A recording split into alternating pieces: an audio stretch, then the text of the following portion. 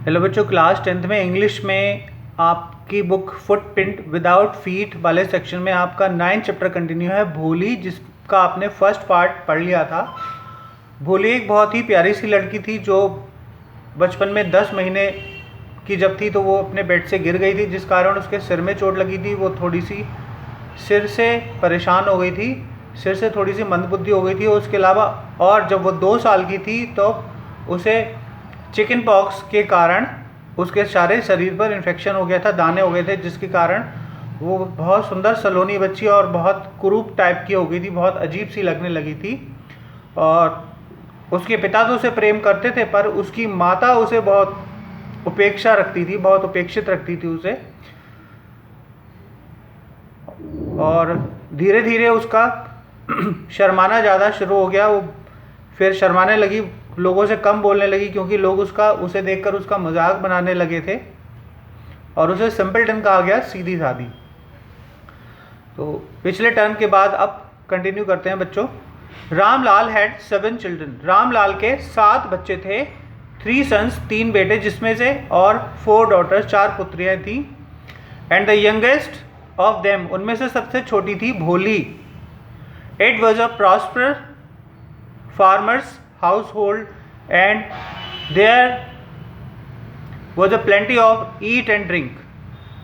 उसके 7 बच्चे होने के बावजूद भी वो एक संपन्न किसान था और अपने बच्चों के लिए हर चीज़ की व्यवस्था पर्याप्त रूप से करता था। बहुत संपन्न किसान था, खाने पीने की कोई कमी नहीं थी घर में। ऑल द चिल्ड्रन एक्सपेक्ट भोली, भोली को छोड़कर सारे बच्चे दूसरे वर हेल्दी एंड स्ट्रॉन्ग, स्वस्थ थे और मजबूत थे। The sons had been sent to the city to study in school and later in colleges. जो बेटे थे घर के, वो पहले ही शहर चले गए थे पढ़ने, स्कूल्स में, शहर के स्कूल्स में पढ़ने, और उसके बाद बड़े होकर वो कॉलेजों में चले गए, अलग अलग कॉलेजेस में चले गए आगे की शिक्षा प्राप्त करने के लिए। ऑफ द डॉटर्स, पुत्रियों में राधा द एल्डेस्ट, सबसे बड़ी थी राधा, हैड ऑलरेडी बीन मैरिज्ड, उसकी पहले ही शादी हो चुकी थी, पहले ही विवाहित थी वो। द सेकेंड डॉटर मंगला, दूसरी पुत्री Mangala, Mangala's married, had also been settled, दूसरी पुत्री मंगला का विवाह भी निश्चित हो गया था। And when that was done, जब वो हो गया, Ramlal would think of the third, दूसरी पुत्री के विवाह के बाद रामलाल तीसरी के विषय में सोचने लगा, जिसका नाम था चंपा। दे वर गुड लुकिंग, वे सब अच्छे थे, हेल्दी गर्ल्स, सब स्वस्थ लड़कियां थी। And it was not difficult to find bridegrooms for them, और इसीलिए अच्छी होने के कारण उन्हें घर ढूंढने के लिए, उनका दूल्हा ढूंढने के लिए, उनका पति ढूंढने के लिए बिल्कुल भी दिक्कत नहीं होती थी। But Ramlal was worried about भोली, परंतु रामलाल भोली के बारे में बहुत ज़्यादा चिंतित था।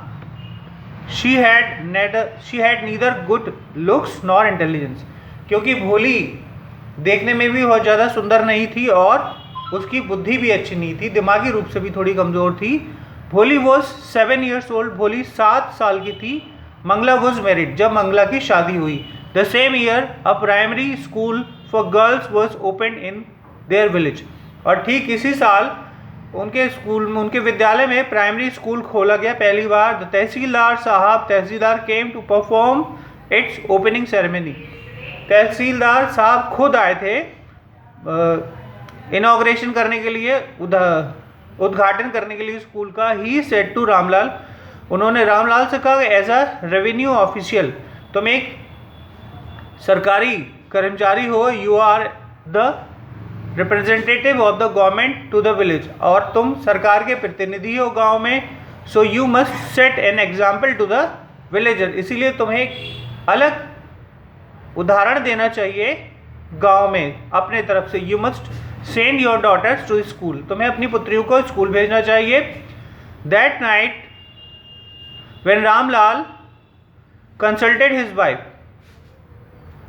उस रात उसने अपनी पत्नी से इस विषय में बातचीत की। She cried, are you crazy, पगला गए हो का? If girls go to school, अगर लड़कियां स्कूल जाएंगी, हु विल मैरी देम, तो उनसे विवाह कौन करेगा।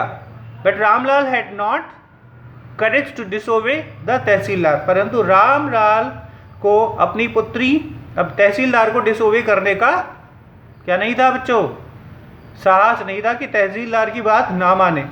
At last his wife said, अंततः उसकी पत्नी ने कहा, आई विल टेल यू, मैं तुम्हें बता दे रही हूँ, to do, send Bholi to school, Bholi को स्कूल भेजो, at it is there is a little chance to get married, भेज तो रहे हो परंतु उसकी शादी की थोड़ी जो संभावना है वो भी खत्म हो जाएगी, with her ugly face and lack of sense, क्योंकि उसका चेहरा भी खराब है और उसकी बुद्धि भी नहीं। Let all the teachers school worry about it, उसके टीचर्स को चिंता करने दो फिर उसकी।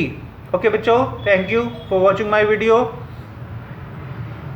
कोविड पीरियड फिर शुरू हो गया है, हमें फिर सावधानी की ज़रूरत है, फिर सावधान रहने की ज़रूरत है। जैसा हमने पिछले दिनों 2 सालों में किया, अपने आप को बचाया, ऐसा हमें फिर करना है। क्या करना है बच्चों, सोशल डिस्टेंसिंग करनी है, और जब भी घर से बाहर निकलें कोशिश करें ना निकलें, जब निकलें तो फेस मास्क और सैनिटाइज़र का इस्तेमाल खूब ढेर सारा करें और अपने आप को सुरक्षित रखें बच्चों। इन्हीं बातों के साथ वीडियो समाप्त। Next time next thing. Okay बच्चों, थैंक यू सो मच।